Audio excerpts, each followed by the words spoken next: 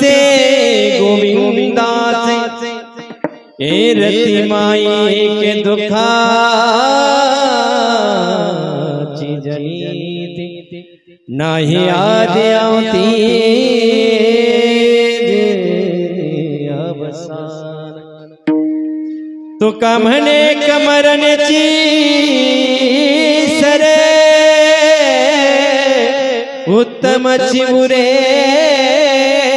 कीर्ती मागे हे रति माई के दुखाची जनीती नाही आदि आवती अवसान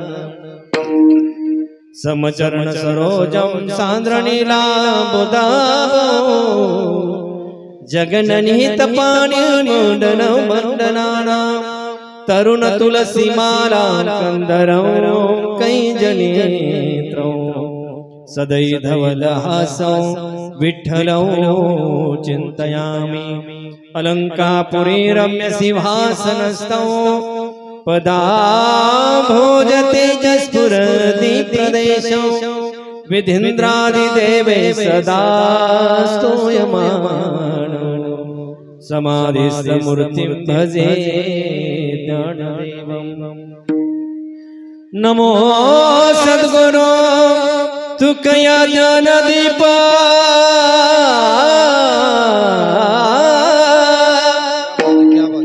नमो सद्गुरु सच्चिदानंद रूपा नमो सद्गुरु भक्त कल्याण मूर्ति नमो सद्गुरु भास्करा पूर्ण कीर्ति या कुंदेंदु तुषार हार धबला या शुभ्र वस्त्रारुता या विना वरदौड मौडितकरा या श्वेत पद्मासना या ब्रह्माच्युत शंकर प्रभुति देवै सदा वंदिता समां पातु सरस्वती भगवती निशिष्य जाड्यापा श्री गुरुचरण सरोज रज निज मन मुकुर सुधारी बरनहु रघुबर विमल जसो जोदायक बलचारी बुद्धिहीन तनु जानिके सुमिरो पवन कुमार बल बुद्धि विद्या देव मोहि अरभु कलेश विकार मस्तक हे पायावरी मस्तक हे पायावरी ओ मस्तक हे पायावरी मस्तक हे पायावरी या बाद करी सौकाचा या बाद करी संतांच्या या बाद करी संतांच्या वाद करी संतांच्या या वाद करी संतांच्या मस्तक हे पायावरी वार करी संतांच्या वार करी संतांच्या वार करी संतांच्या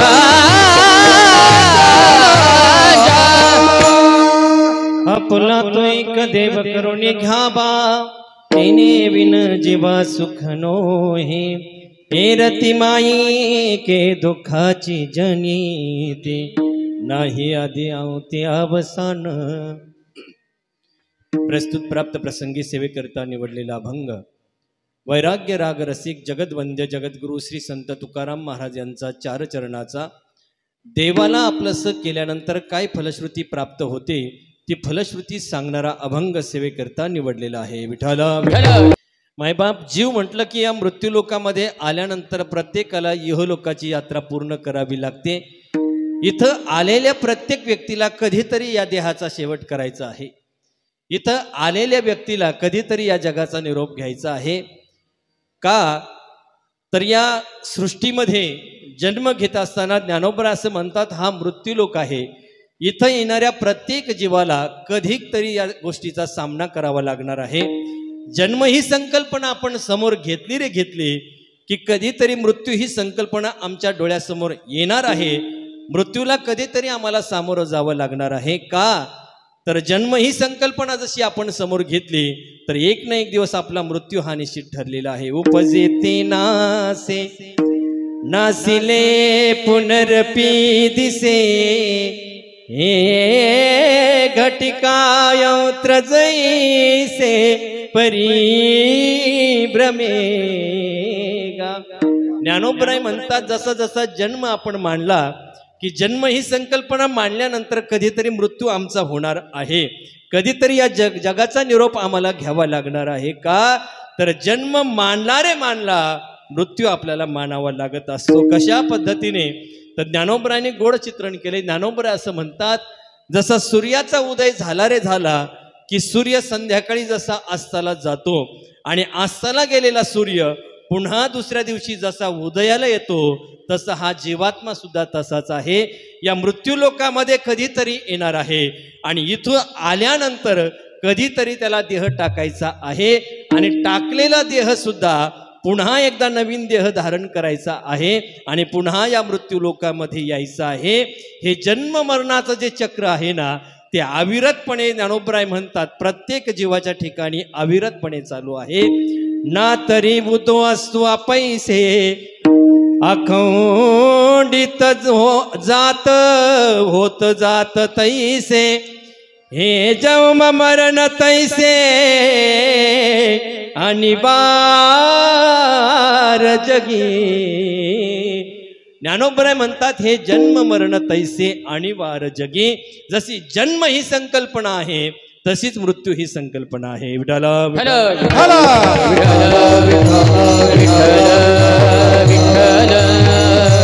आणि म्हणून या मृत्यू लोकामध्ये आल्यानंतर ना जन्म आमच्या हातामध्ये परमात्म्याने दिलाय ना मृत्यू आमच्या हातामध्ये दिलाय. जन्म झाला रे झाला की आपली इच्छा नसतानाही कधीतरी मृत्यू आमचा होणार आहे, कधीतरी हा देह आम्हाला टाकावा लागणार आहे का? तर हा मृत्यू लोक आहे.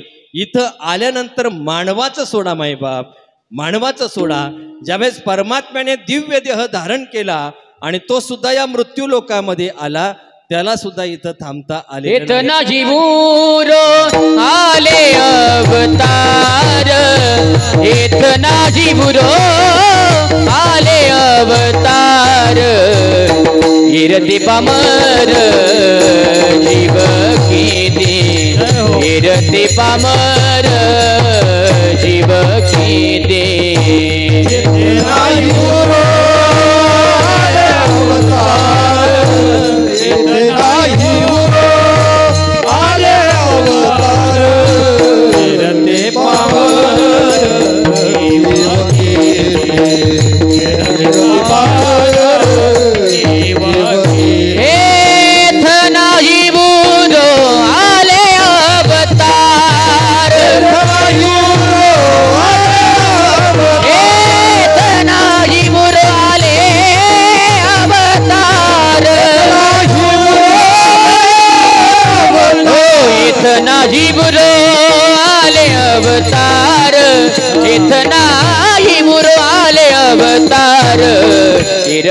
पामर जीव किती, इरते पामर जीव किती.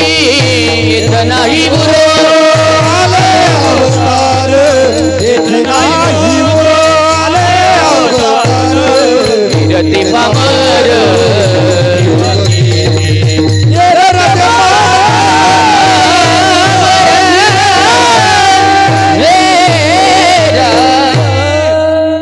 रते पामर जीव किती. तुकोबराय गोड बोलतात, गोड प्रमाण दिलं महाराजांनी.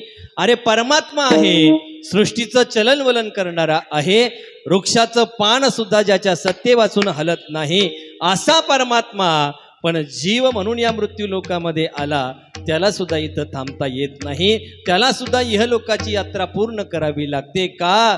तर या सृष्टीमध्ये येणारा जो प्रत्येक जीव आहे ना त्या जीवाला परमात्म्याने स्वातंत्र्य ठेवलेलं नाही. मृत्यूलोक आहे, इथं येणाऱ्या प्रत्येक जीवाला देह टाकायचा आहे, इथं येणाऱ्या प्रत्येक जीवाला कधीतरी या जगाचा निरोप घ्यायचा आहे.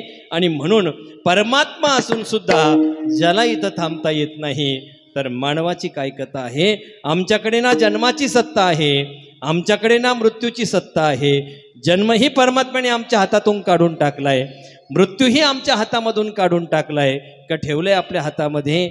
ना जन्म आमच्या हातामध्ये आहे, ना मृत्यू आमच्या हातामध्ये नाही.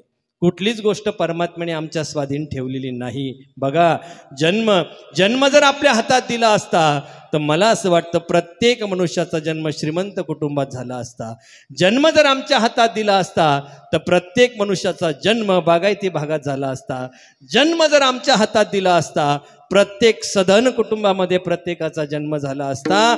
इच्छा नाही गरीब कुटुंबामध्ये जन्माला येण्याची, पण तरी देखील जन्म जर दरिद्रीमध्ये होत असेल तर धरून चालायचं. जन्म आमच्या हातात ठेवलेला नाही, आणि जसा जन्म आमच्या हातात ठेवलेला नाही तसा मृत्यूही आमच्या हातात ठेवलेला नाही. नाही तर विचार करा, इथून जाण्याची कुणीही अपेक्षा करत नाही. इथून कुणीही जावं, प्रत्येकाला असं वाटतं मी इथंच थांबावं, मी कुटुंब प्रमुख असावं, मी संसार करावा, मी प्रपंच करावा, असं प्रत्येक जीवाला वाटतं. पण तरी देखील तो काळ कधी येतो आणि कधी असा होता की जसं जन्म आमच्या हातात ठेवलेला नाही तसा मृत्यू देखील आमच्या हातात ठेवलेला नाही.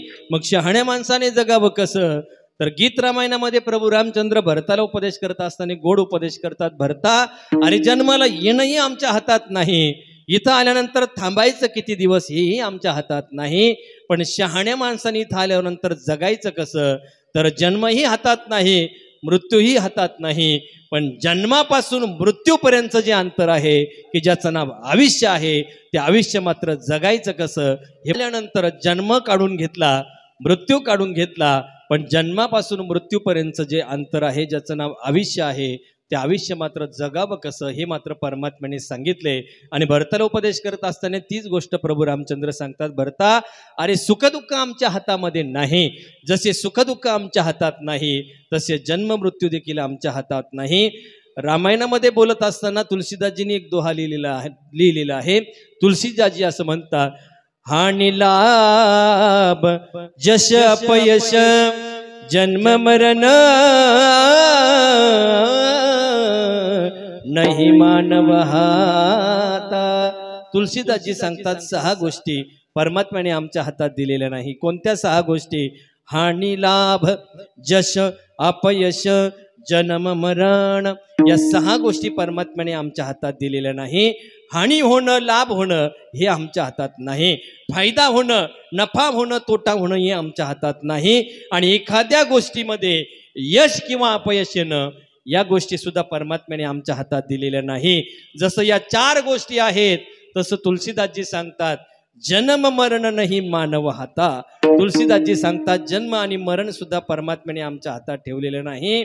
ए दैव जात दुखे भरता, दैव जात दुखे भरता, दोष ना कुणाचा,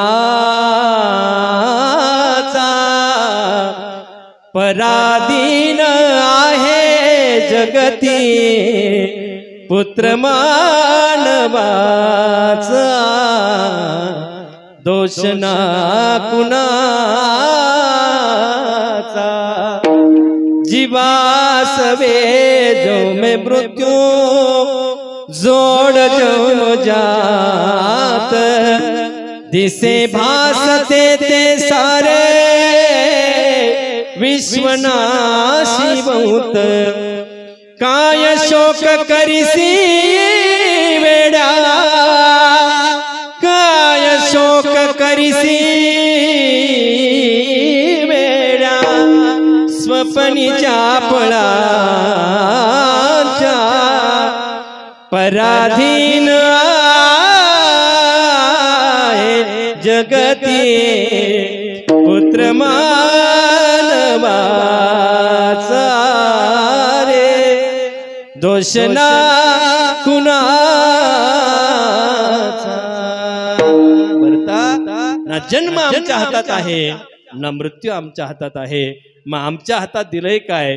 जन्म काढून घेतला, मृत्यू काढून घेतला, पण जन्मापासून मृत्यूपर्यंत जे अंतर आहे ते अंतर मात्र जे आयुष्य आहे ना ते जगावं कसं?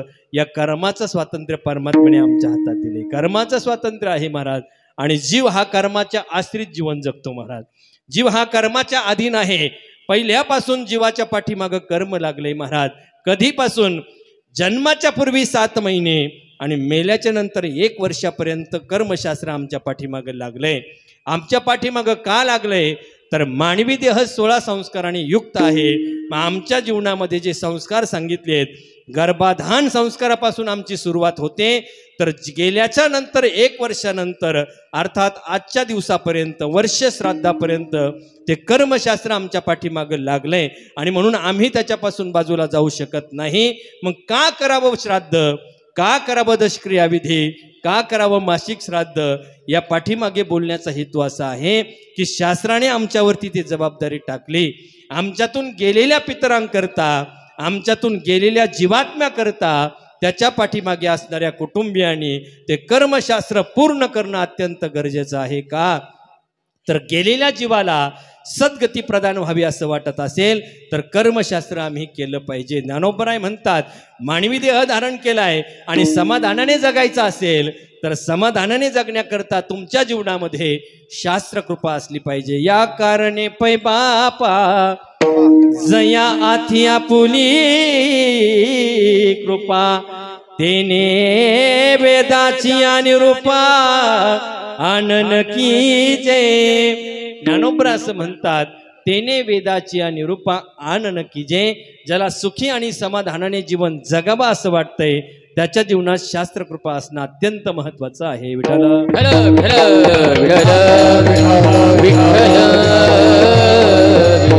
आणि म्हणून शास्त्र आम्हाला विधान करते की गेलेल्या व्यक्तीकरता वर्ष श्राद्ध करावं, आजच्या दिवशी पिंडदान करावं, आजच्या दिवशी दर्भावरती पाणी सोडावं, असं शास्त्र आम्हाला विधान करते.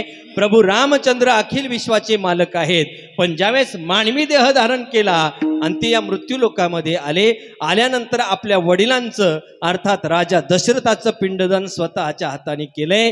मग देव असून सुद्धा जर इथं आल्यानंतर शास्त्र कृपेने जर ते वागत असतील तर आमची ही जबाबदारी आहे, गेलेल्या व्यक्तीकरता आम्ही ही पिंडदान केलं पाहिजे. बऱ्याच वेळा अलीकडे माणसांना शंका निर्माण झाल्या की वर्ष श्राद्ध का करावं, दाव्याची गरज काय, काकस्पर्श झाल्याने काय होतं. अलीकडे हे नास्तिकवाद्याचे जे विचार आहेत ना, हे लोकांच्या डोक्यात त्या ठिकाणी घुसलेले आहेत महाराज.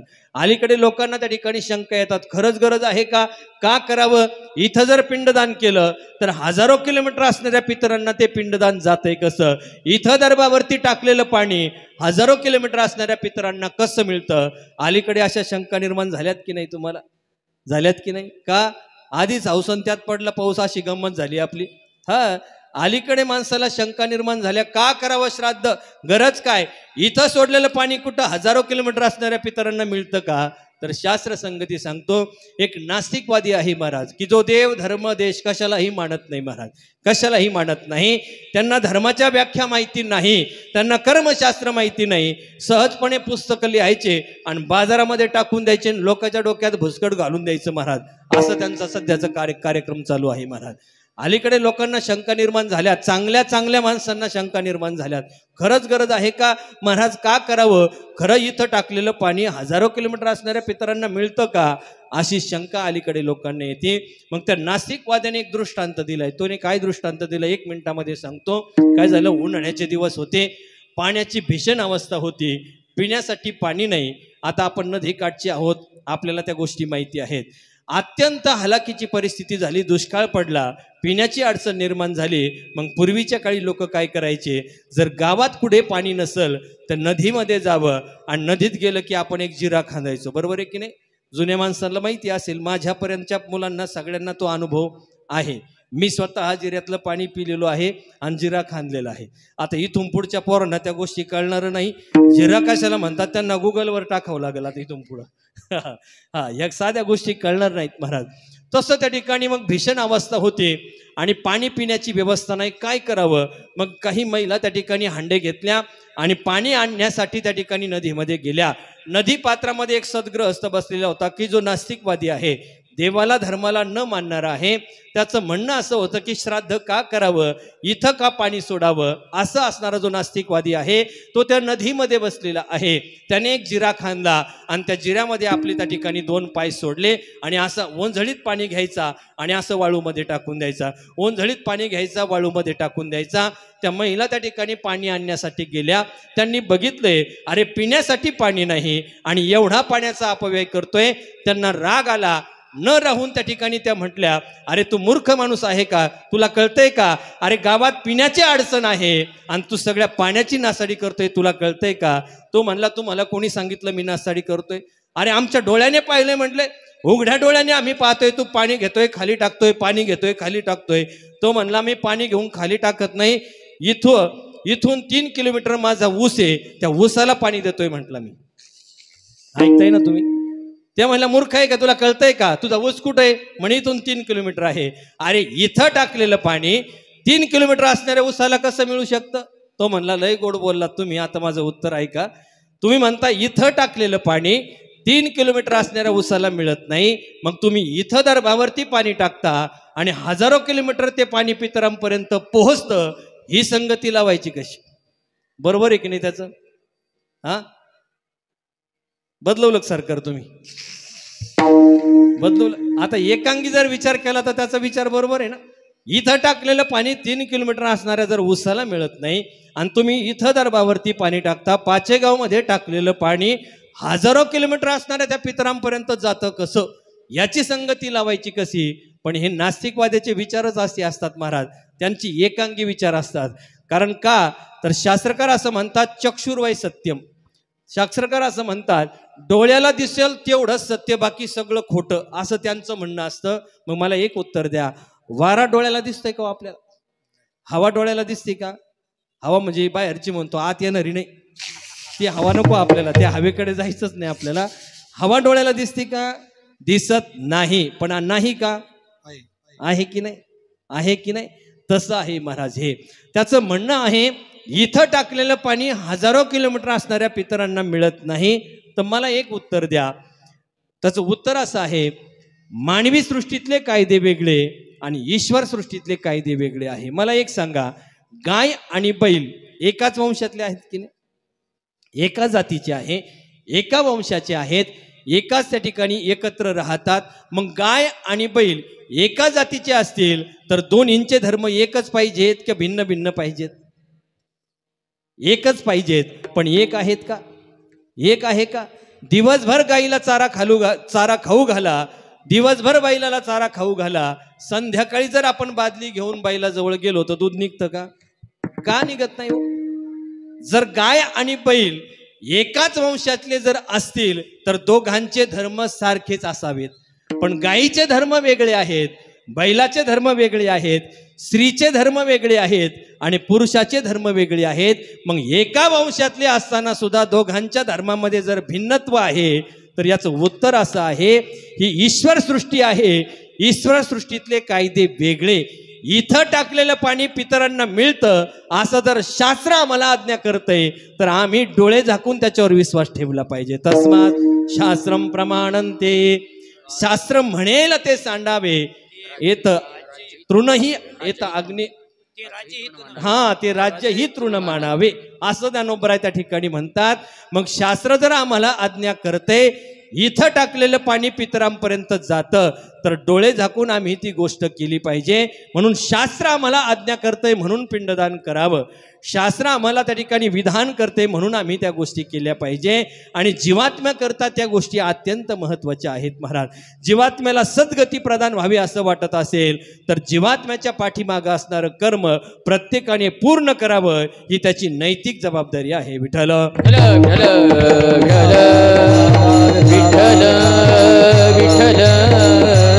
आणि म्हणून आमच्या परंपरेने आम्हाला आज्ञा केली. प्रभू रामचंद्र या मृत्यूलोकामध्ये आल्यानंतर ते जर वडिलांचं श्राद्ध करत असेल तर आम्हीही केलं पाहिजे. शास्त्र जर आम्हाला आज्ञा करते तर आम्ही त्या गोष्टी केल्या पाहिजे. आणि आज त्याच पिंडदानाकरिता, त्याच वर्षश्राद्धानिमित्त आपण सर्वजण त्या ठिकाणी उपस्थित आहोत. या ठिकाणी साळुंके परिवाराने गोड असं कार्यक्रमाचं आयोजन या ठिकाणी केलेलं आहे.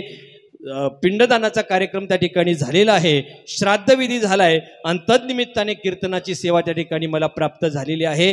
ज्यांच्या माध्यमातून कार्यक्रमाची सेवा प्राप्त झाली ती त्या ठिकाणी असणारे आमचे परमार्थ स्नेही आदिनाथ भाऊ जाधव यांच्या माध्यमातून कार्यक्रमाची सेवा प्राप्त झाली. कार्यक्रमाला उपस्थित सर्व गुणीजन महाराज मंडळी आहेत. गोड गळ्याचे अत्यंत गोड असं ज्यांचं गाणं आहे असे असणारे हरिभक्तीपरायण युवा कीर्तनकार पुंड महाराज कार्यक्रमाला उपस्थित आहेत. त्यानंतर आमचे दुसरे बंधू असणारे धनाभाऊ महाराज ते सुद्धा कार्यक्रमाला उपस्थित आहेत. तिकडं पंढुरे महाराज मला वाटतं पुणतगावचे आहेत का? हा हा, मध्ये दळे पाटलाच्या स्टेटसला बघितलं होतं कार्यक्रम तुमचा. तर कार्यक्रमाला महाराज सुद्धा उपस्थित आहेत. आपल्या सर्व गावकरी, सर्व परमार्थावरती प्रेम करणारी सर्व भजनी मंडळी, इकडं आमचे कारवाडी येथील बाळासाहेब महाराज कार्यक्रमाला उपस्थित आहेत. इकडं डॉक्टर साहेब सुद्धा कार्यक्रमाला उपस्थित आहेत, सर्व भजनी मंडळी. त्यानंतर गोड असा मृदंग ज्यांचा आपण ऐकत आहोत असे असणारे हरिभक्तीपरायण शुभमजी महाराज मोरे ते सुद्धा कार्यक्रमाला उपस्थित आहेत. या परिवारावरती नितांत प्रेम करणारी तुम्ही सर्व ग्रामस्थ, आप्तेष्ट, नातेवाईक मंडळी कार्यक्रमाला उपस्थित आहात. तुम्हालाही मनापासून सर्वांना धन्यवाद देतो. हार्मोनियमवरती साथ करणारे अत्यंत गोड असं ज्यांचं वादन आहे, अगदी अनुकूल अशी असणारी साथ ज्यांच्याकडून प्राप्त होते असे असणारे आमचे परमार्थस्नेही असणारे सुभाषदादा, त्यांचे चिरंजीव त्या ठिकाणी केशव महाराज ते सुद्धा उपस्थित आहेत. विनेकरी बाबा आहेत. सर्वांच्या चरणी विनम्र अभिवादन करतो आणि राहिलेल्या वेळामध्ये आपल्याला कीर्तनाची सेवा पूर्ण करायची आहे. तो एक देव करुणी घ्या बातेने विन जीवा सुख नो हे रती माई के दुःखाची जनिते नाही आदी अंती अवसान. प्रस्तुत अभंगामध्ये जगद्गुरु तुकोबराय देव आपलासा केल्यानंतर तुमच्या जीवनात काय फलश्रुती प्राप्त होते, दोन प्रकारची फलश्रुती तुकोबराय आजच्या अभंगामध्ये सांगत आहेत. एक तर तुम्हाला सुखाची प्राप्ती व्हावी असं वाटत असेल तर तुम्ही देव आपलासा करा, आणि तुम्हाला जर अविनाशी बनायचं असेल तर तुम्ही देव आपलासा करा. अशी दोन प्रकारची फलश्रुती तुकोबराय आजच्या अभंगामध्ये वर्णन करत आहेत. मायबाप यच्चयावत मनुष्य मात्राचा विचार केला तर प्रत्येकाची धडपड ही सुखासाठी चालू आहे की दुःखासाठी? हो, उत्तर द्या. प्रत्येकाची धडपड उठल्यापासून झोपेपर्यंत आणि जन्मल्यापासून मरेपर्यंत प्रत्येकाची प्रयत्न, प्रत्येकाची धडपड ही सुखासाठी आहे की दुःखासाठी? मोहन भाऊ, बरोबर आहे की नाही? सुखासाठी सगळेजण अविरतपणे प्रयत्न करत आहेत. तुकोबराय असं म्हणतात, सुखाला गे करीसी तळमळ जरी तो जाय एक वेळ पंढरपूर असुखाला करीसी तळमळ. तुकोबराय म्हणतात प्रत्येकाची तळमळ, प्रत्येकाची धडपड फक्त सुखासाठी आहे, दुःखासाठी कोणीही प्रयत्न करत नाही. दुःख जीवनामध्ये येतंय पण अपेक्षा मात्र प्रत्येकाला सुखाची आहे. प्रत्येक माणसाचं पाऊल जे उचललं जातं ते फक्त सुखासाठीच, कोणीही दुःखासाठी प्रयत्न करत नाही. मज लागे दुःख भावे ऐसे कोणी न भावे न जीवे. नाथ महाराज भागवतामध्ये सांगतात प्रत्येकाला त्या ठिकाणी अपेक्षा आहे सुखाची. प्रत्येक जण सुखासाठी धडपड करतोय. महाराज शेतकरी शेती करतो सुखासाठी की दुःखासाठी? सुखासाठी. नोकरदार नोकरी करतोय सुखासाठी की दुःखासाठी? सुखासाठी. बोलत जा, थोडंसं बोललं की मला बरं वाटतं बरं का. हा, सुखासाठीच प्रत्येकाची धडपड आहे. एखादा व्यापारी असेल तो व्यापार करतो सुखासाठी की दुःखासाठी? सुखासाठीच. वकील वकिली करतोय सुखासाठी की दुःखासाठी? सुखासाठी. एखादा इंजिनियर असेल तो इंजिनिअरिंग क्षेत्रामध्ये काम करतोय सुखासाठी की दुःखासाठी? सुखासाठी. आणि कीर्तनकार सुद्धा सगळे प्रयत्न करतो सुखासाठी की पाकिटासाठी? काही म्हणले ना गपकन पाकिटासाठी आहे काय? लय धाडसी राव, एवढं डायरेक्ट बोलतात महाराज. हा, प्रत्येकाची धडपड, माझा मुद्दा असा आहे, प्रत्येकाची धडपड फक्त सुखासाठी आहे महाराज. कुणाचीच धडपड नाही मला दुःख प्राप्त व्हावं. प्रत्येकाला अपेक्षा आहे हे सर्व सुखाची आशा जम गेला क्षण एक मुक्ती नाही केला हिंडत दिशा चिन पावला माया वेशीला जीव माझा. सर्व सुखाची आशा जम गेला क्षण एक मुक्ती नाही केला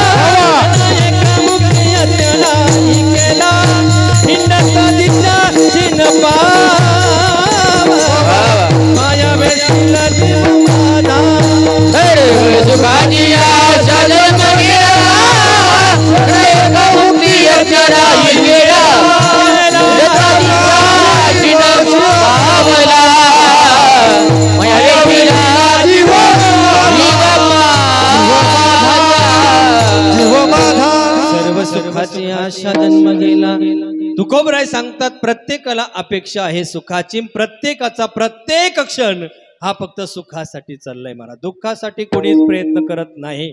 दुःख प्राप्त होते हा भाग वेगळा, पण अपेक्षा मात्र प्रत्येकाला सुखाची आहे. मला एक सांगा, आपल्या जीवनात जर 2 वर्ष सुखाचे गेले आणि त्या 2 वर्षातून 5 दिवस जर दुःखाचे गेले, तर आपल्याला दिवस आठवत असताना सुखाचे आठवतात की दुःखाचे? आपण देवाला म्हणतो, देवा अरे माझ्या जीवनात का दुःख दिलंय देवा, एवढी भक्ती तुझी करतोय देवा, माझा संसार तुला भगवत नाही का देवा? मग विचार करा, 2 वर्ष सुखाचे आहेत आणि 5 दिवस मात्र दुःखाचे आहेत. पण लक्षात राहतात 2 वर्ष नाही, लक्षात राहतात 5 दिवस. ज्या अर्थी दुःखाचे दिवस आम्ही मोजतोय याचाच अर्थ एक होतो, अपेक्षा प्रत्येकाला सुखाची आहे. प्रत्येकाला अपेक्षा सुखाची. किती सुखाची महाराज? अहो चिमुकलं मुलगा असतो महाराज, एकदम चिमुकलं बाळ, की ज्याला जगाचं काहीच ज्ञान नाही, पण उठला की बाबांबरोबर आजोबाबरोबर मंदिरात जातोय आणि मंदिरात जाताना देवाच्या समोर जातोय आणि देवाच्या पायावर डोकं ठेवतो ना ठेवतो, लगेच तोंडातून एक वाक्य बाहेर पडतं, देवा सारखंच राहू सगळं, देवा सुखा ठेव, देवा सुखी ठेव. एवढंच वाक्य डोक्यातून निघत नाही महाराज, फक्त डोक्यात तेवढंच वाक्य आहे. याचाच अर्थ अपेक्षा प्रत्येकाला सुखाची आहे. आता मला एका प्रश्नाचं उत्तर द्या, अपेक्षा जर सुखाची असेल तर प्रयत्न सुखाचे करावे लागतील की दुःखाचे? अपेक्षा जर सुखाची असेल तर प्रयत्न सुखाचे करावे लागतील की दुःखाचे? सुखाचे करावे लागतील. दुःखाचे प्रयत्न करून सुखाची अपेक्षा पूर्ण होणार नाही. अपेक्षा जर सुखाची असेल तर प्रयत्न सुद्धा सुखाचे असावेत. पण आपलं मात्र उलट चाललंय महाराज. अपेक्षा सुखाची आहे पण प्रयत्न मात्र सगळे दुःखाचे चाललेत महाराज. आपले सगळे दुःखाचे. ज्ञानोबरायांनी गोड चित्रण केले. ज्ञानोबरा असं म्हणतात, आगा पश्चिम समुद्राची या तटा, रेगाला गा पूर्वेलिया बाटा, काय कोंडा कांडित सुभटा, कनु आतडे. ज्ञानोबरायांनी गोड ओवी वापरली. ज्ञानोबराय असं म्हणतात, ज्ञानोबरायांनी एक दृष्टांत दिलं इथे. काय ज्ञानोबराय म्हणतात, एक प्रवासी आहे जो निघालाय, जो चालण्यासाठी निघाला, ज्याला जायचं आहे पश्चिमेकडे आणि त्याचा प्रवास चालू आहे पूर्वेकडे. मला सांगा किती वर्षांनी तो पश्चिमेला पोहोचेल? जायचं पश्चिमेला आहे पण प्रवास मात्र पूर्वेचा चालू आहे. किती वर्षांनी पश्चिमेला जाईल तो? जाऊ शकत नाही. का? रस्ता चुकलाय महाराज, रस्ता चुकलाय. मला एक सांगा, पाचेगावातील एक सद्गृहस्थ आहे जो फाट्यावरती गेलाय, ज्याला जायचं आहे श्रीरामपूरला आणि गाडीत बसलाय नेवाशाच्या. किती तासांनी श्रीरामपूरला पोहोचेल का? नाही. का? रस्ता हुकलाय. रस्ता हुकलेले किती जण आहे? मी बोलत नाही, तुकोबराय म्हणतात, आड राणी भरले जग भरलंय. जग आडराणाने चालू आहे, नको त्या रस्त्याने प्रवास चालू आहे. अपेक्षा जर सुखाची असेल तर प्रयत्न सुद्धा सुखाचे करावे लागतील. अपेक्षा सुखाची असेल तर प्रयत्न सुद्धा सुखाचे करावे लागतील. पण आपले मात्र उलट चाललंय महाराज. आमचा प्रवास चाललाय पूर्वेकडे आणि अपेक्षा आहे पश्चिमेची, कधीच पूर्ण होऊ शकत नाही. आणि बऱ्याच वेळा माणूस सुखाची अपेक्षा पूर्ण व्हावी असं वाटतंय आणि प्रयत्न मात्र करतोय कुणाकडून? सामान्य जीवाकडून. माझे त्या ठिकाणी मला सुख प्राप्त व्हावं अशी प्रत्येकाला आस आहे, पण सामान्य माणूस तुम्हाला कधी सुखी करू शकत नाही. का? तर त्याचंच जीवन दुःखाने बरबटलेलं आहे ना, त्याचंच जीवन दुःखाने बरबटलेलं आहे. ए जो देखे सो दुखिया बाबा, सुखिया कोई नहीं रे, राजा दुखिया प्रजा दुखिया, दुखिया धन बैरागी, दुख के कारण शुकदेव ने, दुख के कारण शुकदेव ने उदरी माया त्यागी,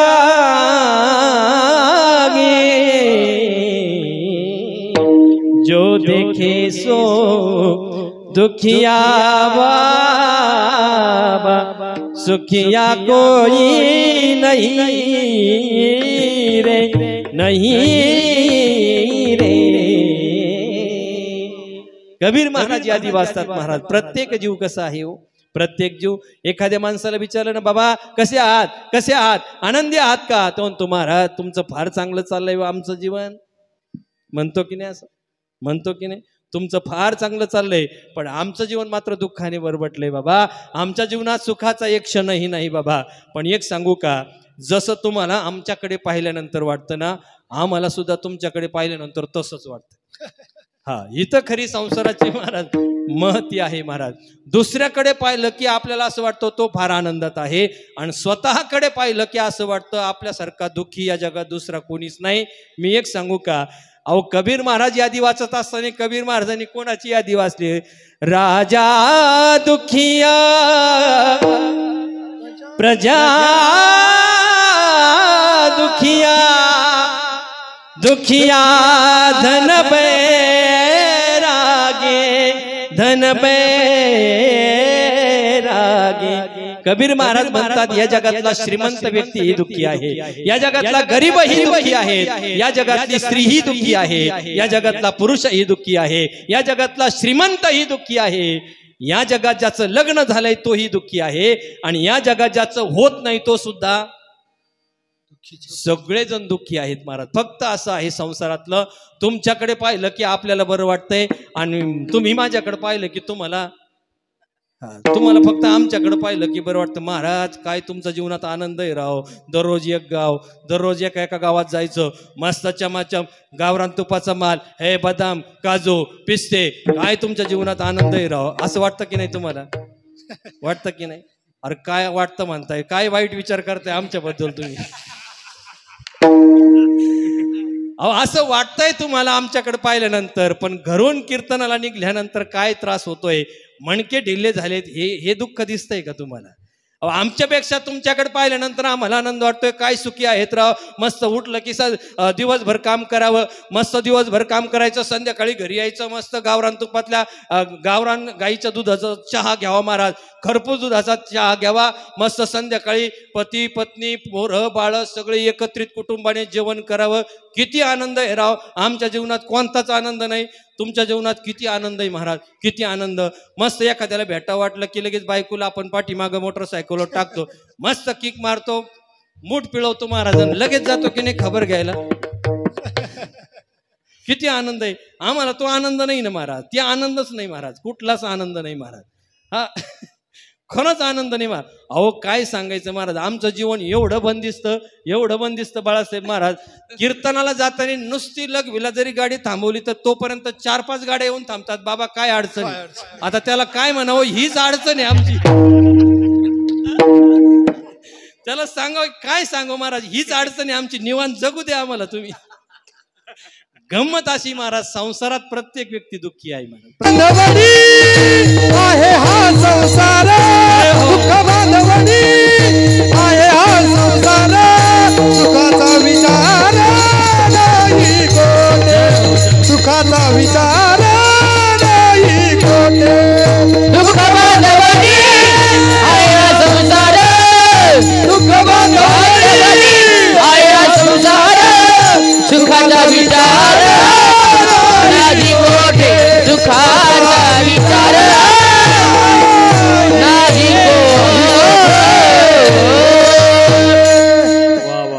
गोड प्रमाण दिलं वगैरे का, याला म्हणायचं अगदी समय सूचकतेने दिलेली गोळी, हा एकदम महाराज, ताप येवान पॅरासिटामॉल टाकायची एकदम, अशी गंमत आहे महाराज। माझा मुद्दा असा आहे, संसारात प्रत्येक जण दुःखी आहे, कोणी सुखी नाही महाराज, कोणालाही विचारा तो कणतोच महाराज, नुसताच कणतोय महाराज, तो आनंद अजिबात नाही महाराज। भजनाला जरी विचारलं ना महाराज तरी ते म्हणतो दुःखीच, कीर्तनकार दुःखीच, वादकही ते तर वाजूनच जाम झालाय महाराज, काय बरं नुसतं घरीच नाही बाहेरही वाजायचंय महाराज, हा अशी गंमत आहे महाराज. संसारात प्रत्येक जण दुःखी महाराज, कोणी सुखी नाही. मग अपेक्षा आपल्याला सुखाची आहे आणि ती अपेक्षा आपण या सामान्य जीवाकडून अपेक्षा करतो, यांच्याकडून सुख मिळालं पाहिजे. पण त्यांच्या जीवनात जर सुख नाहीच तर ते आमची अपेक्षा पूर्ण करू शकत नाही. मग सुखाची अपेक्षा आहेत ना, तर सुख आपल्याला त्याच्याकडे मागावं लागेल ज्याच्याकडे ते मिळतंय, त्याच्याकडे मागावं लागेल महाराज. बरोबर आहे की नाही? तुम्हाला जर पैशाची गरज आहे, जर 200 रुपयाची मदत हवी असेल तर आपण ते पैसे कुणाला मागितले पाहिजे? ज्याच्या खिशात पैसे नाही त्याला मागावेत, की ज्याच्याकडे 300 रुपये आहेत त्याला मागावेत? कुणाला मागावेत? ज्याच्या खिशात पैसा आहे त्याच्याकडे आपण मागितलं पाहिजे. ज्याच्या खिशात पैसाच नाही त्याच्याकडे मागायला गेलो तर तो म्हणून भाऊ पहिला तू मला चहा पाज, नंतर पैशाचं पाहू. का? त्याच्याकडे नाहीच ना महाराज, ते त्याच्याकडे नाही, तो देऊ शकत नाही. माझा मुद्दा असा आहे, अपेक्षा सुखाची आहे तर ते सुख ज्या दुकानामध्ये मिळतंय ना, ज्याच्याकडे मिळतंय त्याच्याकडे मागितलं पाहिजे. मग तुकोबराय म्हणतात अपेक्षा सुखाची असेल तर त्यासाठी तुम्हाला एक गोष्ट करावी लागेल. कोणती गोष्ट करावी लागेल? ते सुख ज्या देवाकडे मिळते त्या देवाला तुम्हाला आपलंसं करावं लागेल, मग सुखाची प्राप्ती होईल. अभंगाचं पहिलं चरण.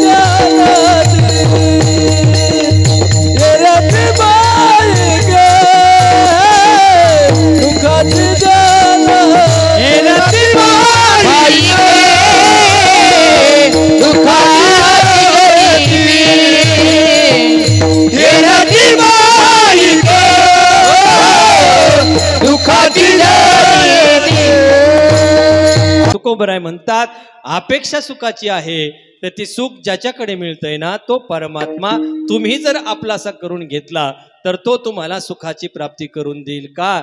तर त्याच्याकडे सुख आहे म्हणून तो तुम्हाला सुखाची प्राप्ती करून देईल. त्याच्या वाचून सुख प्राप्त होऊ शकत नाही. हा शिवाय शब्द काय दाखवतोय?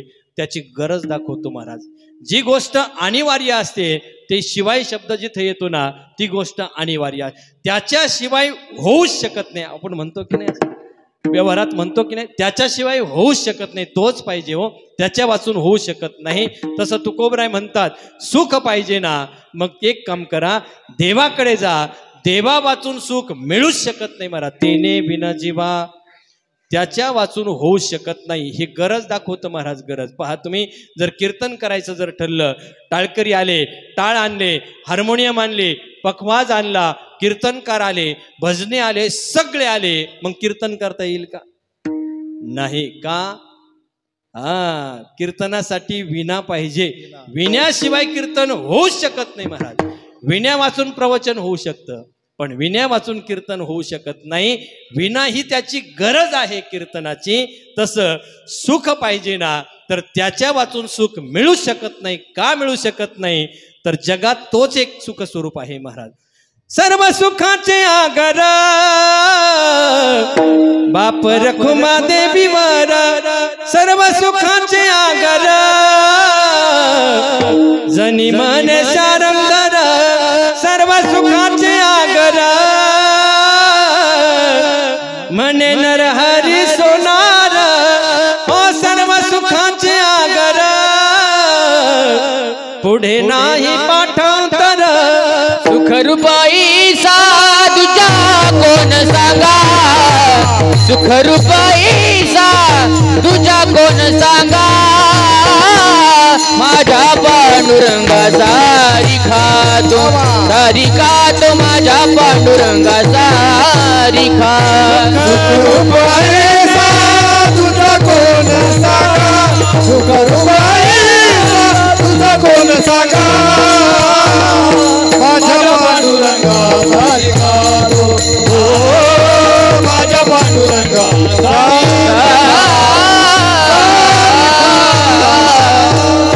सांगा तुकोबराय म्हणतात आपुला तो एक देव करून घ्यावा देव आपुला करून घ्या असं तुकोबराय म्हणतात. मग देव आपला नाही का?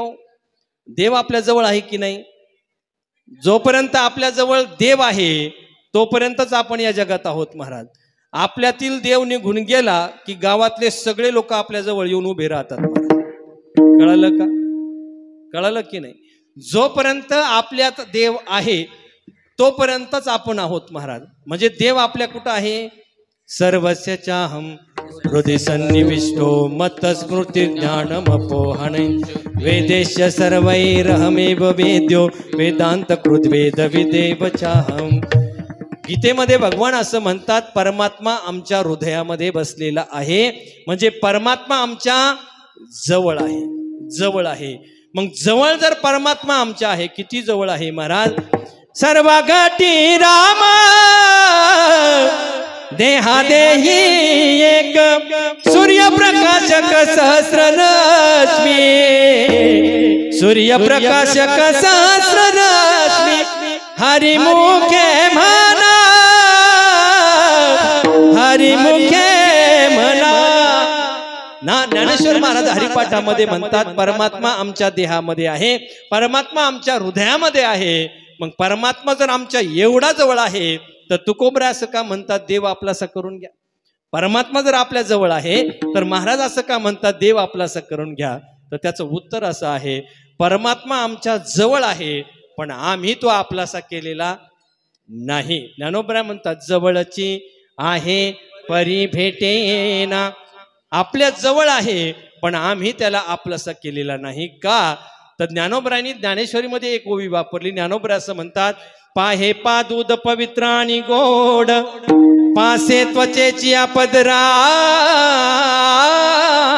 आड मग ते भेरोणी गोचीड अशुद्ध काय नसिबिती. ज्ञानोबरांनी इथे एक दृष्टांत दिला. मला एक सांगा, गोचीड माहिती का तुम्हाला? गोचीड हा माहिती? गोचीड मी पाकिस्तानमध्ये काय बोलत जा की तुम्ही. बोलले की मला बरं वाटतं. गोचीड माहिती ना? जो गावात राहतो तो, गावातला नाही त्या गोचिडाकडनं का जो गोठ्यात राहतो का गाईच्या कासेमध्ये त्या गोचिडाकडे जायचंय आपल्याला. हा तो गोचिड माहिती का? तो कुठं राहतो? शेठजी तुम्हाला माहिती की सगळं म्हणजे तुम्ही म्हणायला फक्त पुणेकर आहे पण असायला पाचेगावकरच आहे तुम्ही. हा गोचिड कुठं राहतो? गाईच्या काशेमध्ये राहतो, बरोबर आहे की नाही? मग गाईच्या काशेत काय राहतो? गाईच्या काशेत काय राहतं? गोचिड दूध राहतं. पाहे पा दूध पवित्र आणि गोड पासे त्वचेची आपदरा आड. ज्ञानोबराय म्हणतात गाईच्या कासेमध्ये दूध राहतं आणि त्याच कासेमध्ये गोचिड राहतो. पण गोचिड दूध पितो की गोचिड रक्त पितो? काय करतो? गोचिड काय पितो? का बरं? राहतो कुठं?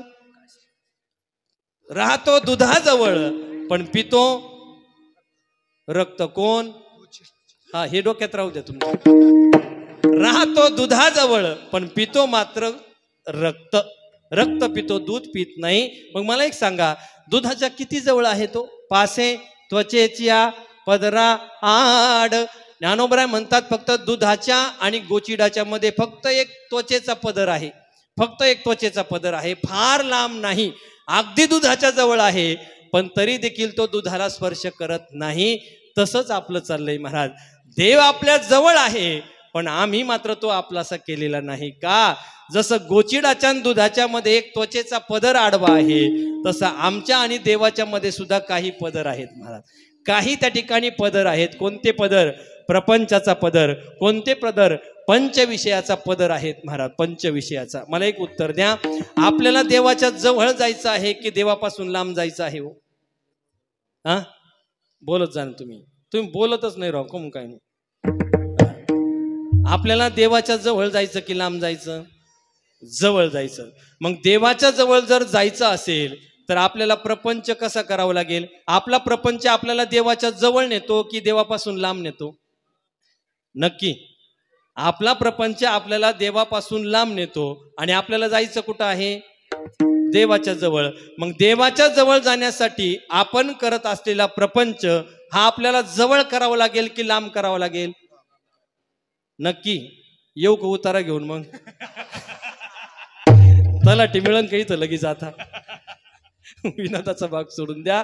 आपल्याला जर देव आपलासा करायचा आहे, देवाच्या जवळ जायचं असेल तर आपल्या आणि देवाच्या मध्ये प्रपंचाचा एक पदर आहे. तो प्रपंचाचा पदर आम्हाला देवाच्या जवळ जाऊ देत नाही. म्हणून प्रपंचाविषयीची आसक्ती अंतकरणामध्ये जास्त आहे, प्रपंचाचं ममत्व जास्त आहे. या कारणाने देवाच्या जवळ आहे पण देवालाच आम्ही आपलासा केलेला नाही. म्हणून तो कोबऱ्या म्हणतात, आपुला तो एक देव करुणी घ्यावा, तेने बिन जीवा सुख नो. हे महाराज, त्याच्या वाचून सुखाची प्राप्ती नाही. मग सुख, आम्ही सुखी नाहीत का? आपण सुखी नाही का? आपण तर सुखी म्हणतोय, अरे जगापेक्षा माझ्याकडे फार सुख आहे असं आपण म्हणतोय. मग तुकोबरा असं काय म्हणतात? त्याच्या वाचून सुखाची प्राप्ती नाही. जर त्याच्या वाचून सुख मिळत नाही मग आम्ही सुखी नाहीत का?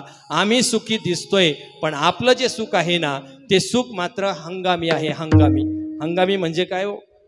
आज आहे तर उद्या नाही. परमानंटली शाश्वत सुख आमच्याकडे नाही. का?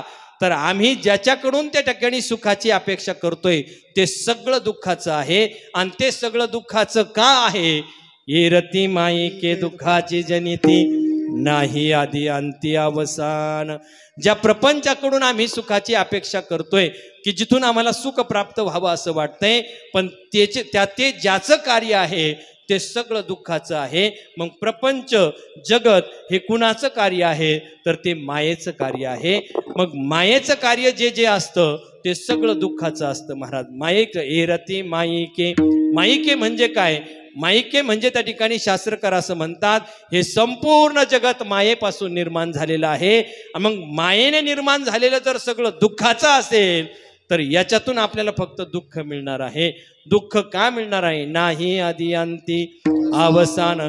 शाश्वत सुख आम्हाला प्राप्त होऊ शकत नाही. का? तर ज्याची सुरुवात कुठून झाली हे आपल्याला कळत नाही, ज्याचा शेवट कुठं झाला हे कळत नाही, आणि ज्याच्यामध्ये कुठं अवसान सुद्धा नाही. नाही आधी अंती अवसान. न तो न चाधीर न च संप्रतिष्ठा. भगवान म्हणतात न अंतो न च आधी आणि न च संप्रतिष्ठा. ज्या नाही आधी अंती अवसान हे मायेचं कार्य आहे. आणि जे जे मायेचं कार्य आहे ते सगळं दुःखाचं आहे. आणि म्हणून शाश्वत सुख याच्याकडून आम्हाला मिळू शकत नाही. का? मग जे सुख आम्हाला दिसते ते सुख नाही का? सुख आहे पण फक्त दिसायला सुख आहे, तो फक्त सुखाचा आभास आहे महाराज. विषया काय जवळ विठ्ठल विठ्ठल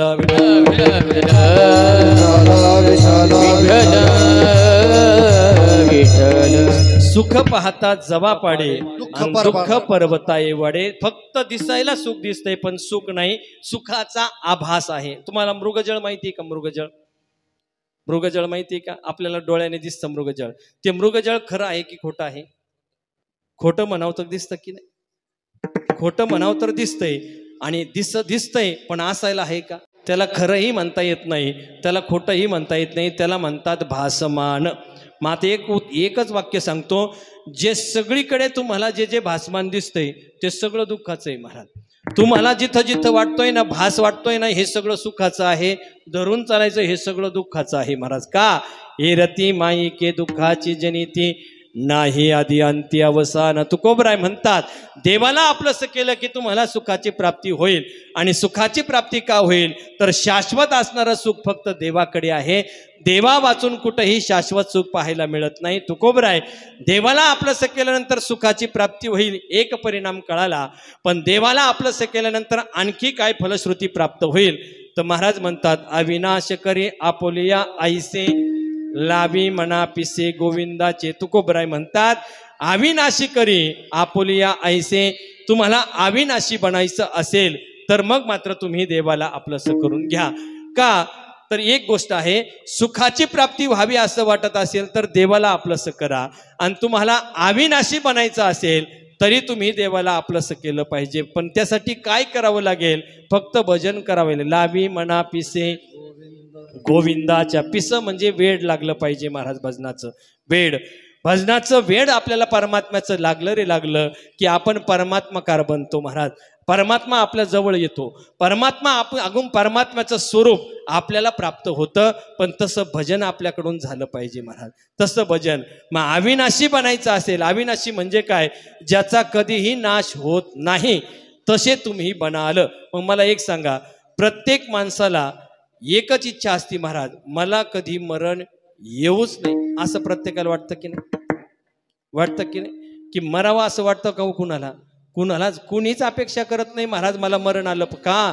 ज्ञानोबराय म्हणतात जगस्पृह्यास्पद एक सार्वभौम पद न मरणे निर्विवाद जगा पडिये.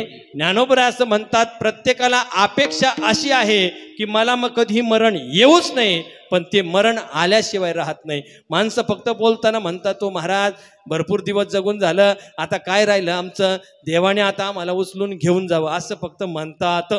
पण वास्तविक आतून त्याला तसं वाटत नाही महाराज. आतून त्याला तसं अजिबात वाटत नाही महाराज.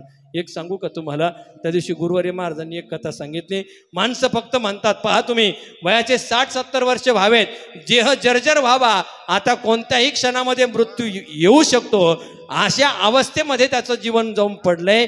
पण तरी देखील त्याला आस संसाराची लागलेली आहे. तरी देखील त्याला असं वाटतं मला कधी मरण येऊच नाही. फक्त म्हणतोय देवा मला आता उचल, देवा मला उचल असं म्हणतोय. पण वास्तविक पाहता तसं आतून त्याला वाटत नाही. मी एक गुंडेगाव, आपल्या नगर तालुक्यामध्ये गुंडेगाव आहे, तिथे एक दिवस एका माणसाला भेटायला गेलो की ज्याचं वय वर्ष त्या ठिकाणी 70 होतं. आता शरीरामध्ये त्राणही राहिलेला नव्हता. 1 महिन्यापासून जो माणूस अंथरुणावर पडलेला होता. पण मी ज्यावेळेस त्याला भेटायला गेलो सर मला तिथं गेल्यानंतर असं वाटत होतं तो असं म्हणेल महाराज काय हो, काय जीवनात काही खरं नाही, आता देवाने मला घेऊन जावं असे त्याचे शब्द येतील असं मला वाटलं होतं. पण त्या अवस्थेमध्ये सुद्धा तो मुलांना शिव्या देत होता. अरे ऊस जळून चाललाय, तुम्ही पाणी का देत नाही, अरे प्रपंचाकडे लक्ष दे ना, असं मुलाला म्हणत होतं महाराज. मग विचार करा, मरावं वाटतंय का हो कुणाला? मरण यावं असं कुणालाच वाटत नाही महाराज. माणसं फक्त ड्राम्यामध्ये म्हणतात यावं, फक्त ड्रामा करतात महाराज, यावं असं वाटतं, पण वाटत आतून मात्र वाटत नाही महाराज.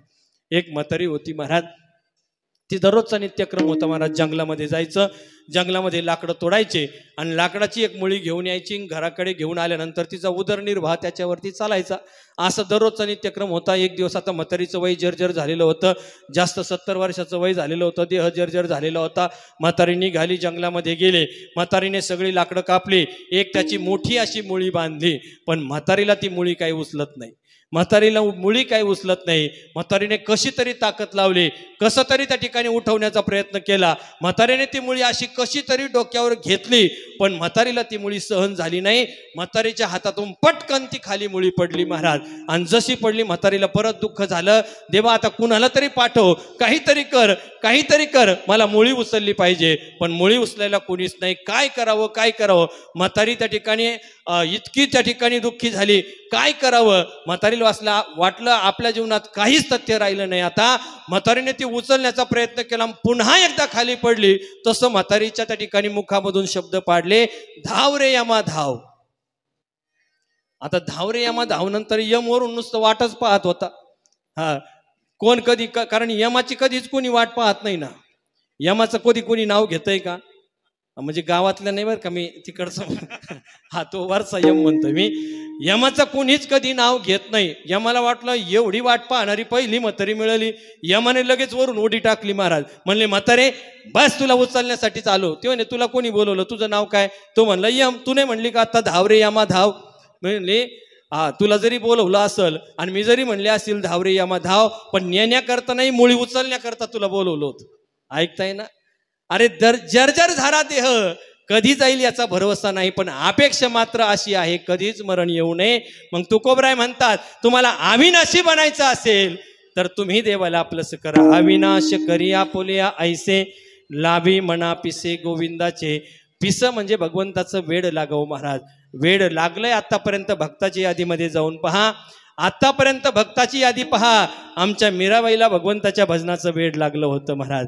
मीराबाई उठली की सकाळपासून संध्याकाळपर्यंत फक्त भगवंताचं भजन करायची महाराज. मीराबाईच्या डोळ्याचा विषय परमात्मा होता, कानाचा विषय परमात्मा होता, अंतकरणामध्ये फक्त परमात्म्याचं ध्यान होतं महाराज. हे आँखों जो शाम का दर्शन किया करे राम, हे शीश जो प्रभु चरण में वह दो किया करे.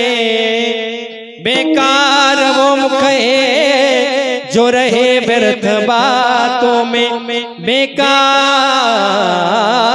वो मुख है जो रहे व्यर्थ बातों में. मुख वो है जो हरि नाम का सुमिरन किया करे. हीरे मोती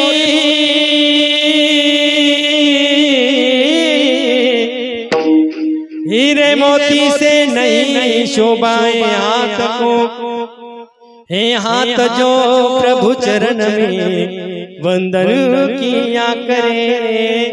मर कर भी अमर नाम है उस जीव का जग में, प्रभु प्रेम में बलिदान जो जीवन किया करे. मीराबाई म्हणते देवा हे आँख वो जो शाम का दर्शन किया करे. देवा या डोळ्याने जे पाहणं आहे ते पाहणं मात्र तुला आहे. या मुखाने जे वाणीमधून बाहेर पडते ते मात्र तुझं नाव आहे. या कानावरती पडणारे स्वर आहे ते तुझं भजन आहे देवा. त्याच्या वाचून या जगात दुसरं काहीच नाही. किती प्रेम करावं महाराज मीराबाईने. मीराबाईचा विचार करा. मीराबाई एक राजकन्या आहे, राजाची कन्या आहे, पण तरी देखील आयुष्यात कधीच भजन सोडलं नाही महाराज, कधीच नाही. वय छोटंसं आहे, अंतकरणामध्ये भगवंताच्या भजनाची ओढ आहे महाराज. मीराबाई किती सुंदर होती दिसायला महाराज. एका चरित्रकाराने वर्णन केले, इतकी लावण्यवती होती, इतकी सुंदर होती की मीराबाईने जर पानाचा विडा खाल्ला तर ते पान मीराबाईच्या गळ्यामध्ये दिसायचं. इतकी सुंदर होती महाराज माझी मीराबाई, इतकी सुंदर होती महाराज. आणि मग मीराबाईला भजनाचं वेड लागलं होतं का? तर आईच्या गर्भामध्येच मीराबाईने भगवंताची कथा ऐकलेली होती. तो सावळा कृष्ण कसा आहे, तो सावळ्या कृष्णाचं वर्णन लहानपणी गर्भामध्ये ऐकलेलं होतं. काय करावं, मीराबाईचा जन्म झाला आणि जन्म झाल्यानंतर मीराबाई जशी वाढू लागले, पण अंतकरणामध्ये परमात्म्याची ओढ आहे. 4-5 वर्षाचं मीराबाईचं वय असेल. एक दिवस घटना अशी घडली, आपल्या आजोबांबरोबर मीराबाई त्या ठिकाणी कथेमध्ये गेली. गावात एक भागवत कथा चालू होती आणि भागवत कथेमध्ये त्या ठिकाणी जाऊन बसले. कथाकार गोड वर्णन करत होते, तो सावळा कृष्ण कसा आहे. राजस सुकुमार मदनाचा पुतळा रवी शशिकळा लोपलिया राजस सुकुमार मदनाचा पुतळा. असं मीराबाईने ते कृष्णाचं वर्णन ऐकलं आणि ठरवलं बस बस, जीवनात दुसरं काहीच प्राप्त करायचं नाही. या सावळ्या कृष्णाला मी एक दिवस प्राप्त करेल, याच सावळ्या कृष्णाची होऊन राहील. आणि आता मीराबाई फक्त भजन करत आहे. त्या कथाकाराची कथा संपली आणि मीराबाई त्या कथाकाराजवळ गेली. बाबा खूप सुंदर कथा वो करता तुम्ही, फार सुंदर कथा सांगितली. तो कृष्ण किती लावण्य सुंदर आहे, किती रूप मनोहर आहे का बाबा, खूप सुंदर सांगितलं. पण मला एका प्रश्नाचं उत्तर द्या बाबा, ज्या सावळ्या कृष्णाचं तुम्ही वर्णन केले तो कृष्ण मला कुठं भेटेल? असा प्रश्न ऐकला महाराज. कथाकाराच्या पायाची खालची जमीन निसटली. अरे 25 वर्ष झाले कथा करतोय, पण आतापर्यंत अंतकरणामध्ये असा प्रश्न मला कधी पडला नाही. 5 वर्षाची चिमुकली मीराबाई, पण आता 5 वर्षाच्या ठिकाणी असणारी मीराबाई सहजपणे प्रश्न विचारते, बाबा सावळा कृष्ण कुठं भेटेल मला? मी काय बोलावं कळत नाही कथाकाराला. निरुत्तर झाला. समोर असणारी कृष्णाची मूर्ती घेतली, मीराबाईच्या हातात दिली. बाळ, ही सावळ्या कृष्णाची मूर्ती आहे. मला माहिती नाही तो कृष्ण कुठं भेटेल, पण एक सांगतो, या मूर्तीची दररोज जर पूजा केली ना, या मूर्तीबरोबर तू जर नातं जोडलं ना, एक दिवस हाच सावळा कृष्ण तुला प्राप्त झाल्याशिवाय राहणार नाही. मीराबाई, नक्की याला कधीतरी जाऊन विचार. आता लळा लागला महाराज, लळा लागला. ती मूर्ती समोर घेतली की मीराबाई अशी नाचत नाचत जायची घरामध्ये, त्या मूर्तीची पूजा करायची, तिला स्नान घालायची, त्याला शृंगार करायची, त्याला नटवायची, त्याला त्या गोड असा त्या ठिकाणी काळा टिपका लावायची महाराज. का तर मीराबाईने आता नातं जोडलं होतं महाराज. एक सांगू का, तुम्हाला जर देवाच्या जवळ जायचं असेल तर नुसतं देवाचं भजन करून कामाचं नाही. जोपर्यंत आपण देवाबरोबर नातं जोडत नाही तोपर्यंत परमात्मा आपल्यावरती कृपा करत नाही महाराज. तोपर्यंत परमात्मा कृपा करत नाही. मग परमात्म्याबरोबर नातं जोडावं. मीराबाईने नातं जोडले. आतापर्यंत कोणी त्याला भाऊ म्हटलं असेल, आतापर्यंत कोणी त्याला बहीण म्हटलं असेल, आतापर्यंत कोणी त्याला बाप म्हटलं असेल, आतापर्यंत कोणी त्याला माय म्हटलं असेल, पण मीराबाई अशी अलौकिक आहे. मीराबाईने माईचं नातं जोडलं नाही, बापाचं नातं जोडलं नाही, भावाचं नातं जोडलं नाही. मीराबाईने नातं जोडलं कशाचं? पतीचं नातं जोडलं महाराज. आणि पतीचं नातं जोडल्यानंतर वेगवेगळी स्थळं मीराबाईला येऊ लागले. पण मीराबाईचं एकच वाक्य असायचं, त्याने केला आसे माझा अंगीकार, नका तुझ्यावर पाहू आता. त्याने केला से माझा अंगीकार रे. मीराबाई म्हणायची, त्याने केला असे माझा अंगीकार.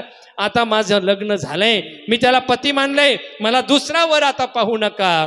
पण जोपर्यंत लहान होती तोपर्यंत कौतुक करायचे, आधी किती गोड मुलगी आहे, किती भजन करते, किती परमात्म्याबरोबर नातं जोडले. कारण मीराबाई सगळ्याला सांगायची ना, माझा कृष्ण, हा जो कृष्ण आहे ना, हा सावळा कृष्ण माझा पती आहे, हा माझा नवरा आहे, मला दुसरं लग्न करायची गरज. मीराबाईने परमात्म्याशी नातं जोडलं आणि ती त्याला पती मानू लागले. आता लहान होती तोपर्यंत ठीक आहे, पण आता ती उपवर झाली, लग्नाचं वय झालं, आता तिला वेगवेगळी स्थळं येऊ लागली. आता राजाची मुलगी आहे, मोठमोठाले स्थळ यायचे. पण मीराबाईने सांगितलं बापाला, बाबा मी लग्न करणार नाही, माझं लग्न कधीच या सावळ्या कृष्णाबरोबर झालंय, मी त्याला पती मानलंय, मला त्या ठिकाणी आता लग्न करायची गरज नाही. आता सगळेजण जे तिचं कौतुक करत होते, जे तिची स्तुती करत होते, प्रशंसा करत होते, ते लोक मात्र आता तिला नावं ठेवायला लागली. अरे अशी मूर्ती कुठं कुणाची त्या ठिकाणी नवरा असते का? मूर्ती कधी पती होऊ शकते का? मूर्ती बरोबर लग्न होऊ शकत नाही. ही मिरी आहे ना, मिरी शहाणी राहिली नाही, ही मिरी बावळट झाली, ही त्या ठिकाणी हिनं वाटोळं केलंय, कुळाची किंमत घातली, असे सगळेजण म्हणू लागले महाराज. ए लोग कहे मीरा भई रे बावरी, ए बाप कहे कुलनासी रे,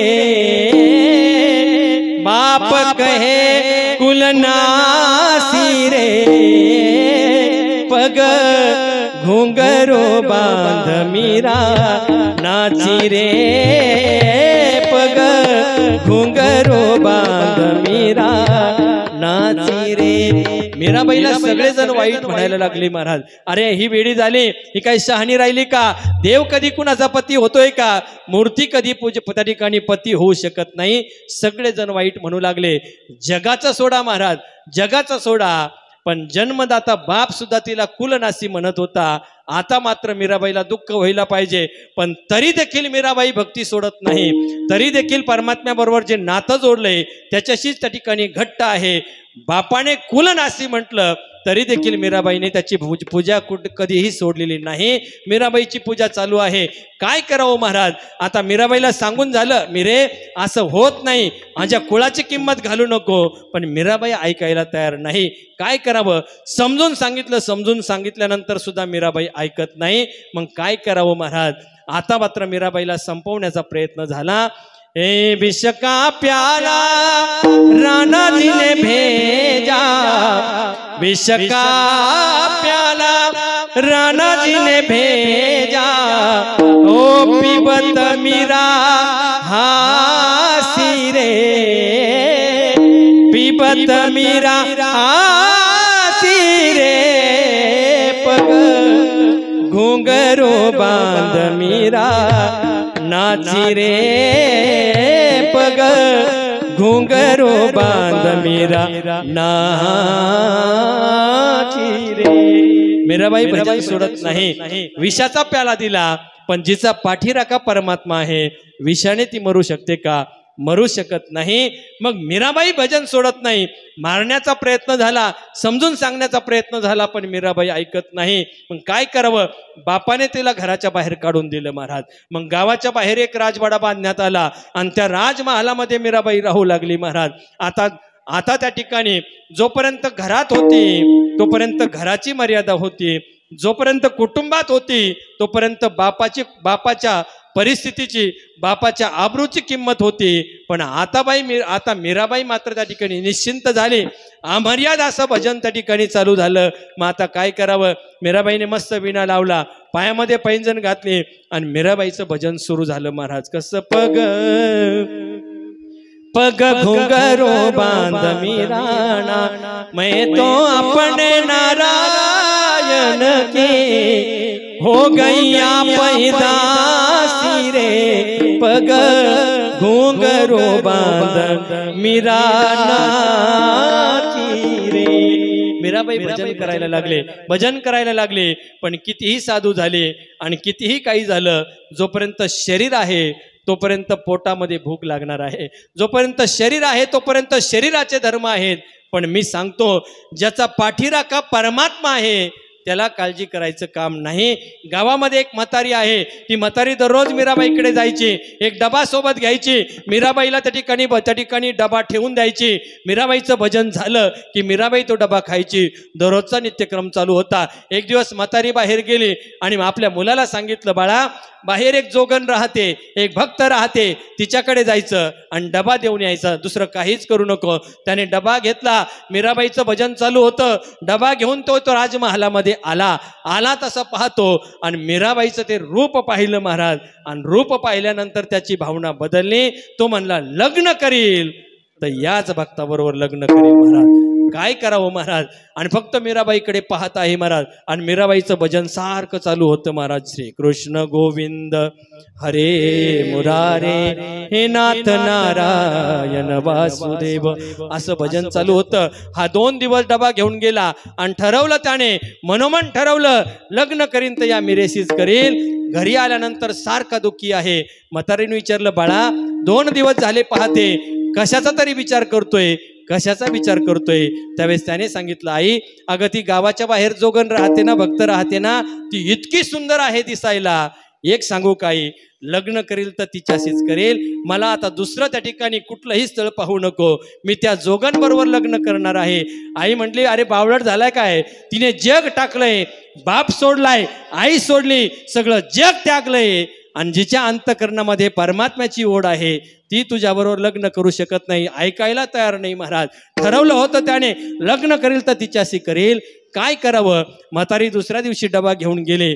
मीराबाईने विचारलं, आई बरेच दिवस झाले पाहते तुम्ही दुःखी आहात, काय कारण आहे? तिने सांगितलं, 2 दिवस बाहेर गेली होती, माझा मुलगा आला, डबा ठेवून गेला, पण जाताने तुला पाहिलं आणि मनोमन ध्यास घेतलाय, लग्न करील तर तुझ्याशी करील. काय करावं ग? कळत नाही. सांगण्याचा प्रयत्न केला पण ऐकत नाही. कसं सांगावं त्याला? मीराबाई म्हणले, काळजी करू नका, उद्या त्याला एकट्याला डबा घेऊन पाठवून द्या. मी त्याच्याबरोबर लग्न करायला तयार आहे, फक्त त्याला माझ्याकडे पाठवा. तो दुसऱ्या दिवशी त्या ठिकाणी आला. आल्यानंतर मीराबाईने विणा लावलेला होता, भजन चालू होतं.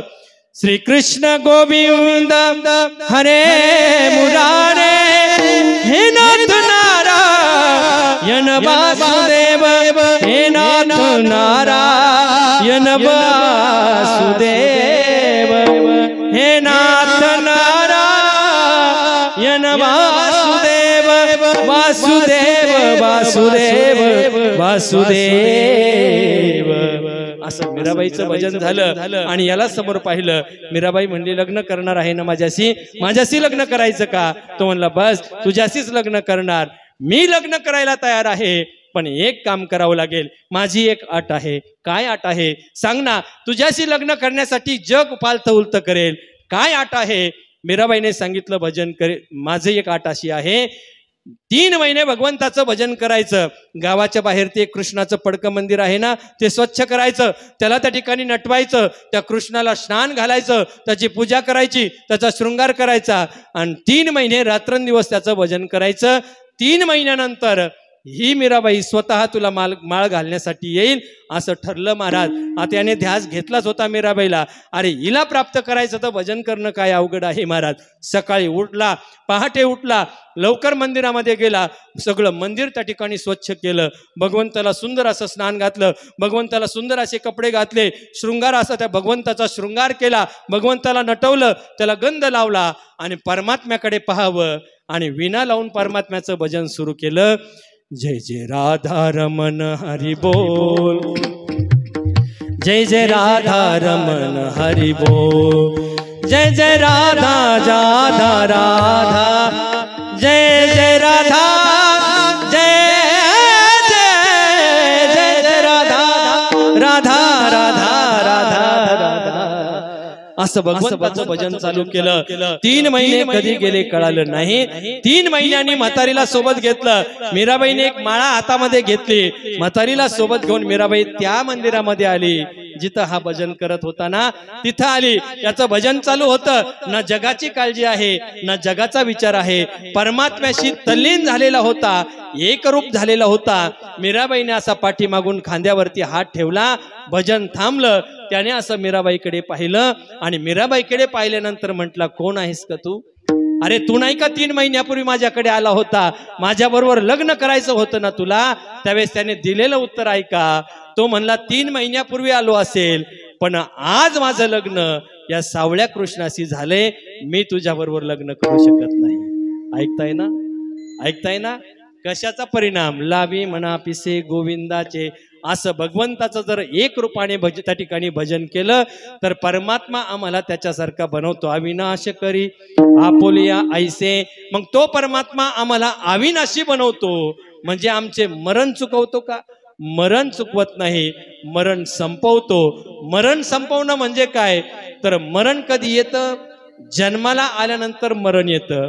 आणि मरण संपणं म्हणजे पुन्हाला जन्माला येणंही नाही आणि पुन्हा मरणही नाही. हे जन्म मरणाचं सारखं चक्र जे आपलं चालू आहे, जन्म न मरण, हे सगळं त्या ठिकाणी परमात्मा संपवतो. मग काही शिल्लक ठेवत नाही का? तर परमात्मा आमचं मरण संपवतो, पण आम्हाला कीर्ती रूपाने जगात जिवंत ठेवतो. तुका म्हणे का मरण्याची सरे, तुका म्हणे का मरण्याची सरे, तुका म्हणे का मरण्याची सरे, तुका म्हणे का मरण्याची सरे. उत्तमची मुरे कीर्ती मागे, उत्तमची मुरे कीर्ती मागे, रती माई रती माई दुःखाची जनिती. आई आती आवती आवासन नाही आती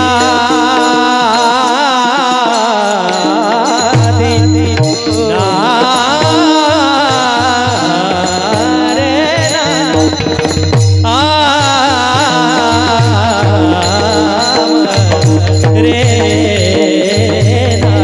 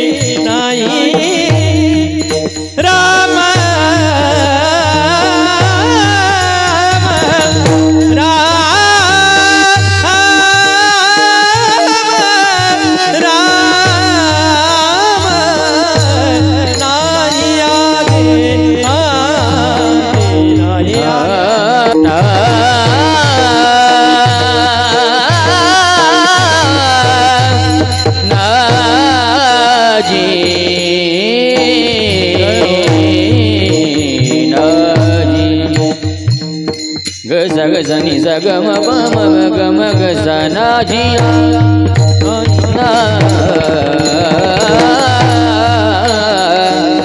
ना जी ना जी ना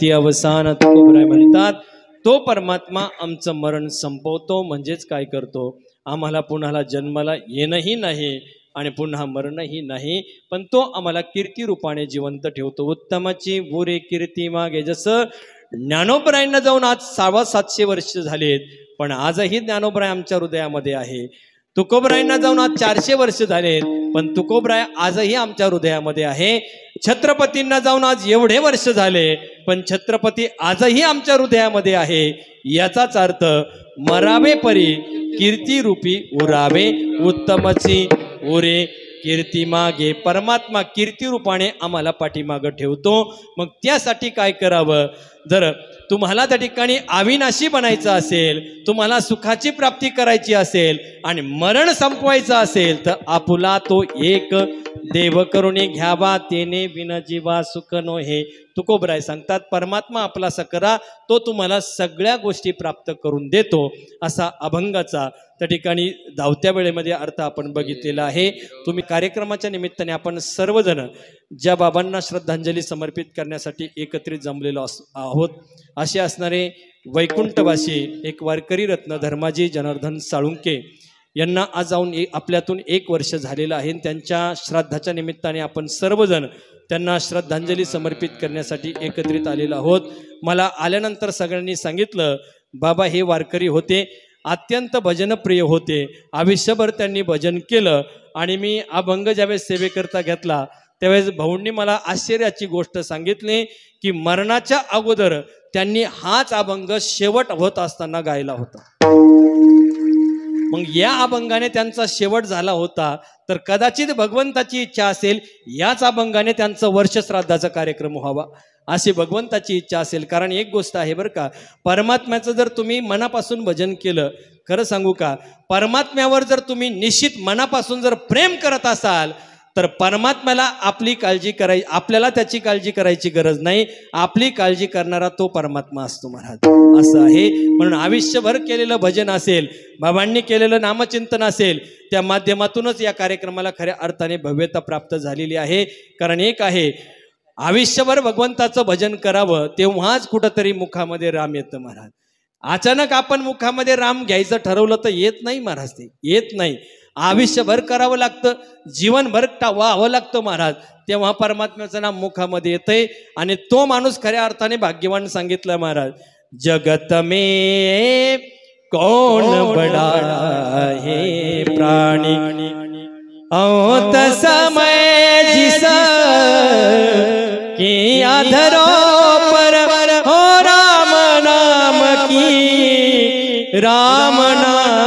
की वाणी जगत में सबसे बड़ा है प्राणी तो माणूस खऱ्या अर्थाने धन्य आहे ज्याच्या मुखामध्ये आयुष्यभर नाव येतं म्हणण्यापेक्षा अंत समयाला ज्याच्या मुखामध्ये राम येतं तो खरा भाग्यवान आहे आणि बाबा हे वारकरी आहेत आयुष्यभर त्यांनी भगवंताचं भजन पूजन केलं म्हणून परमात्म्याला त्या ठिकाणी विनंती करण्याची गरज नाही की त्यांना सद्गती प्रदान होऊ दे आयुष्यभर ज्याने भजन केलंय त्याला निश्चित सद्गती प्रदान होणार आहे म्हणून म्हणण्याची गरज नाही तो झालेली सेवा परमात्म्याच्या चरणी समर्पित करतो गैनीनाथांच्या चरणी समर्पित करतो आणि याच ठिकाणी वाणीला पूर्णविराम देतो विठ्ठल जय जय विठ्ठल